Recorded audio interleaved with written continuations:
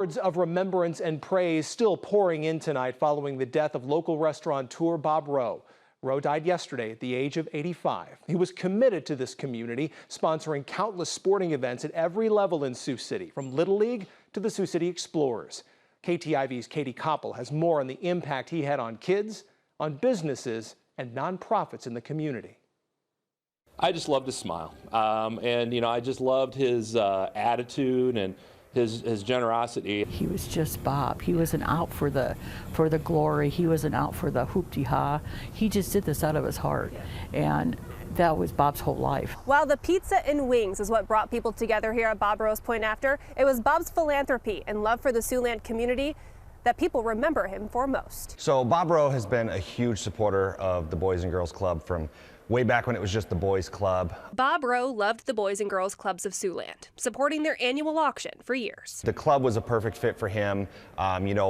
Athletics and children were kind of the biggest passions of Bob, and we saw that firsthand. It wasn't just youth sports. His name was synonymous with the NAIA national tournaments in Sioux City. For somebody to do 26 years of basketball, 16 years of volleyball, softball tournament when we were here, baseball tournament when it was here, you name it, Bob Roe's name was on it. GPAC Commissioner Corey Westra witnessed Bob's love for the game firsthand. He was not a spotlight guy. He would come to the games at the tournament. In his later years, he would sit up top, away from everybody, but you'd walk by, grab his arm, "Hi Bob, how you doing?" And he'd always have a great smile. Bob opened his restaurant to NAIA teams from across the country. I can remember so many times we would talk to teams coming to Sioux City and they would say, "Well, I've been to Bob Roe's." At Bob Roe's Point After, the walls are filled with photos, jerseys, and other memorabilia from sports teams near and far.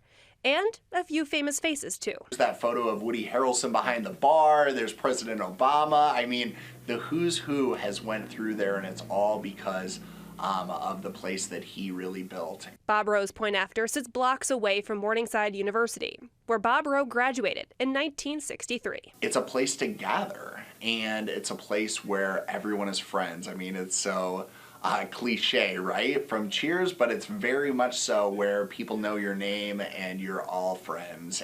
A friend to all, Bob Roe's love and support for the Siouxland community will be felt for decades to come. Honestly, I'm not sure that the Boys and Girls Clubs would be here in Siouxland if it wasn't for Bob Roe and the lasting legacy that he has left. We're going to miss the guy, and we're going to miss just who he was and the legacy that he left in Sioux City.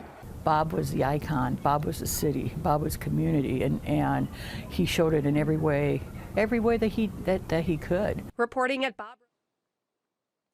That's Katie Koppel reporting. If you'd like to share your memories of Bob Roe, we have a special page set up for family, friends, and former customers. There's a link right now inside this story. It's at our website, ktiv.com.